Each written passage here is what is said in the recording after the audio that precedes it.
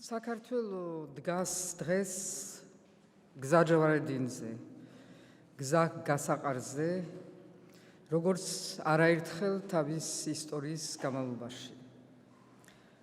დღეს საქართველო მწვავე გამოწვევების წინაშეა. ვირუსის გავრცელების დღევანდელი ციფრები უნდა გვაშფოთებდეს. ვაქცინაციის მოწინააღმდეგეებს უნდა ესმოდეთ, რომ მათი დამოუკიდებულება არც რაღაც პიროვნული არჩევანია, არც რამე თავისუფლების გამოხატულება. მათი ქცევა პირდაპირ საფრთხეს უქმნის სხვას, საკუთარი ოჯახის წევრს, მეზობელს, ნაცნობს და სინამდვილეში ამ პატარა ქვეყნის მოსახლეობას, მის ჯანმრთელობას, მის სიცოცხლის უნარიანობას, ესე იგი მის მომავალს. ნამდვილი პატრიოტიზმი არც სტრაბახია, არც ძალადობა და არც კუნთების თამაში.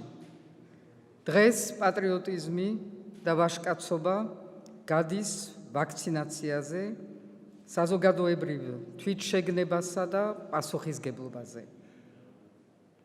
მეორე გამოწვევა ჩვენს ევროპულ გზას ეხება, რომელსაც ჩემი ამ ქვეყანაში ჩამოსვლის დღიდან ვაიგივებდი და ვაიგივებ საქართველოს ერთადერთ ჭეშმარიტ გზასთან. ამ გაიგივებაში მარტო არა ვარ. ჩემი წინაპრები იყვნენ, ჩვენი წინაპრები, ილია და ნიკო ნიკოლაძე, სულხან საბა და ექვთიმე. არა იმიტომ, რომ უცხოეთის დაკრულზე ცეკვავდნენ, არა იმიტომ, რომ საკუთარ მეობას არიცავდნენ, ან იდენტობის დაცვა ჩვენზე ნაკლებად ენაღლებოდათ.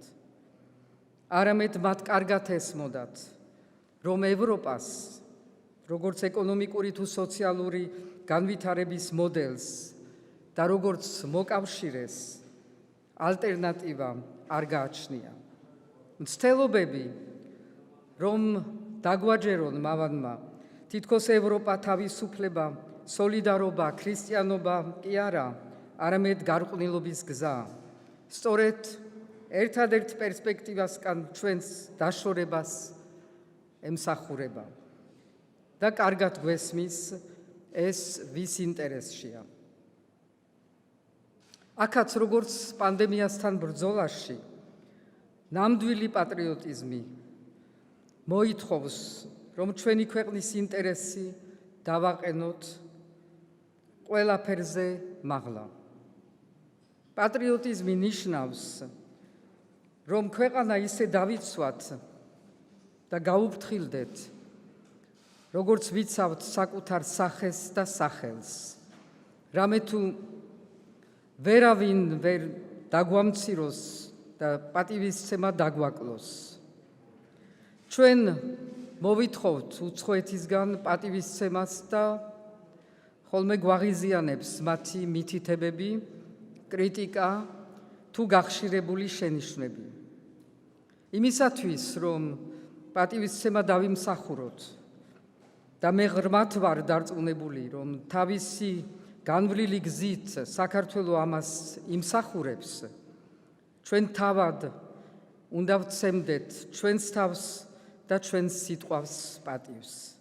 ესე იგი, ნაკის რვალდებულებებს ვასრულებდეთ, რაც არის ნდობის მოპოვების და შენარჩუნების წინაპირობა.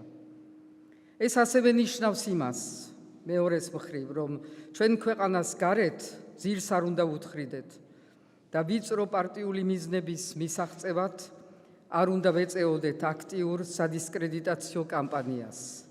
სამარცხვინოა, როცა შენივე მოქალაქეები აქტიურობენ იმისათვის, რომ ქვეყნის სახე შელახონ, ან თუნდაც მოითხოვონ ქვეყნის სხვადასხვა ფორმით დასჯა. დამოუკიდებლობა ვერ და არ უნდა ნიშნავდეს რაიმე ფორმის იზოლაციონიზმს. რამე თუ როგორც კი მარტო რჩები, დასუსტებული, ძალაგამოცლილი, ბუნებრივად ხდები იმისი სამიზნე, ვისაც მუდმივი სწრაფა ჰქონდა და აქვს გაფართოებისა და შენი დამორჩილებისკენ. ჩვენს რეგიონსა და მსოფლიოში არსებული დღევანდელი რეალობა ყველას კარგად უნდა ესმოდეს, განსაკუთრებით ჩვენსავით პატარა ოკუპირებული ტერიტორიების მქონე ქვეყანას. ეს ჩვენს წინაპრებს კარგად ესმოდათ და სწორედ ასე მოიყვანეს ეს ქვეყანა დღემდე. რეალური მოკავშირეების გამუდმებული ძებნით, რათა თავიდან აგვეცილებინა იმ დროისთვის ყველაზე დიდი საფრთხე. ამას ერქვა დიპლომატია და ეს ხელოვნებას უმაღლეს დონეზე ვფლობდით ამ ხელოვნებას.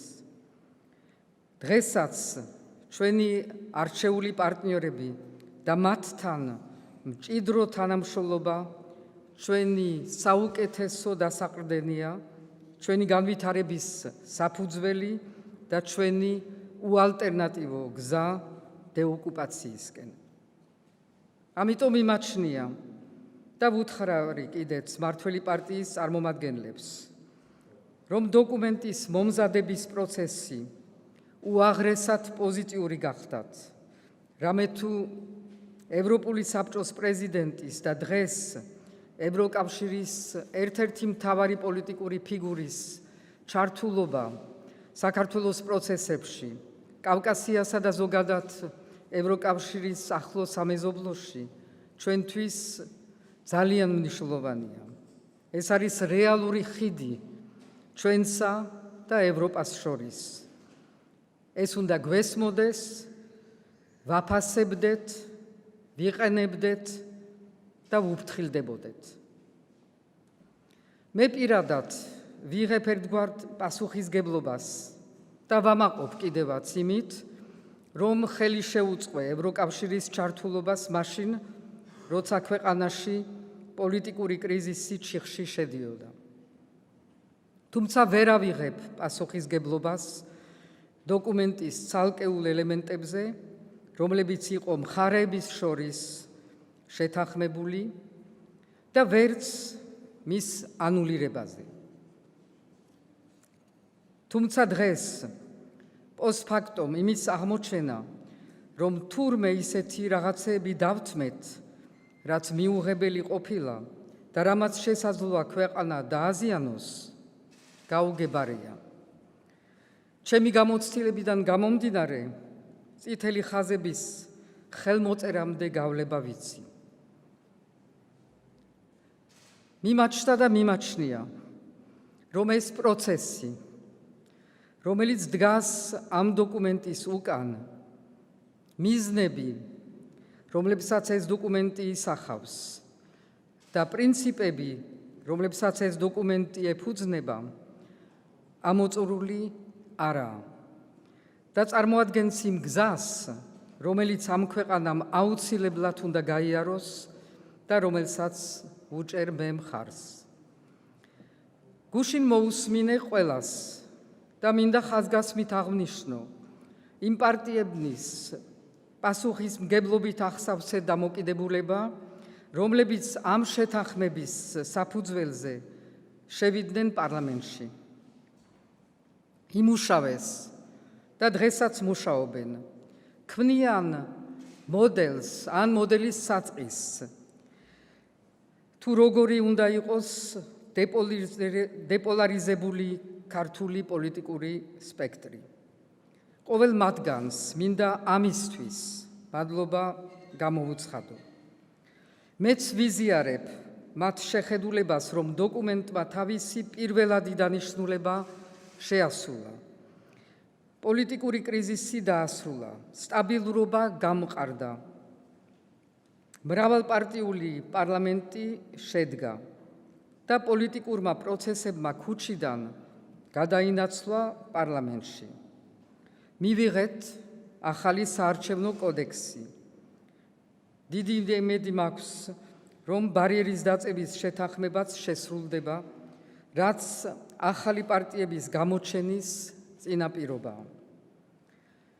ამ დოკუმენტის შედეგია, რომ გარკვეულმა ოპოზიციურმა ძალებმა ქუჩაში ვერ გადაიტანეს პოლიტიკური პროცესები, დაკარგეს დესტაბილიზაციის რესურსი და ხელის არ მოწერით განიცადეს ერთგვარი მარგინალიზაცია.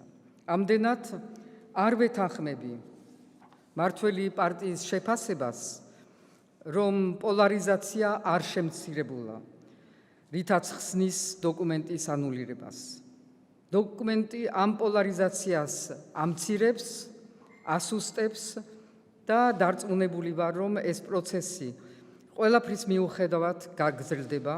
ეს არის უალტერნატივო გზა სტაბილურობისა და დამოუკიდებლობის გამყარებისაკენ, რომელიც ჩვენი ქვეყნის საზოგადოების არჩევანია. პანდემიისა და ეკონომიკურ კრიზისის პირობებში რეგიონალური გამოწვევების წინაშე ჩვენი ერთადერთი გზა პოლარიზაციის საბოლოო დასრულებაა. წინ გვაქვს ადგილობრივი თვითმმართველობის არჩევნები, რომლის დანიშვნას გუშინ მოვაწერე ხელი. ეს არჩევნები უნდა იყოს სამაგალითო, დაცული უნდა იყოს ყველა სუბიექტის უფლებები, რაც გამორიცხავს ძალადობას, სიძულვილის და შეურაცხყოფის ენას, პირადი ცხოვრების მონაცემების გამოყენებას, კონკურენტის მოღალატედ გამოცხადებას, მედიისათვის პროფესიული საქმიანობაში ხელის შეშლას, ფეიქ ნიუსების გავრცელებასა და სხვადასხვა სახის ზეწოლას. ასეთ არჩევნებსა და ასეთ საარჩევნო გარემოს ელის ჩვენგან ჩვენი მოსახლეობა. მე როგორც ამ ქვეყნის დემოკრატიულობის, სტაბილურობისა და ევროპულობის გარანტი მოუწოდებ მათ ჩართულობისა და აქტიურობისკენ. ამას ელის ყველა ჩვენი პარტნიორი და მათ უნდა ვთხოვოთ მრავალრიცხოვანი სადამკვირვებლო მისიების გამოგზავნა. ამ ქვეყანაში უნდა ჩატარდეს დემოკრატიული და სამართლიანი არჩევნები და ვერავინ უნდა შეძლოს ჩვენი ევროპული გზისათვის ზიანის მიყენება, ვერც ქვეყნის შიგნით და ვერც გარეთ. ამისთვის ჩამოვედი საქართველოში და ამისთვის ვიქნები აქ.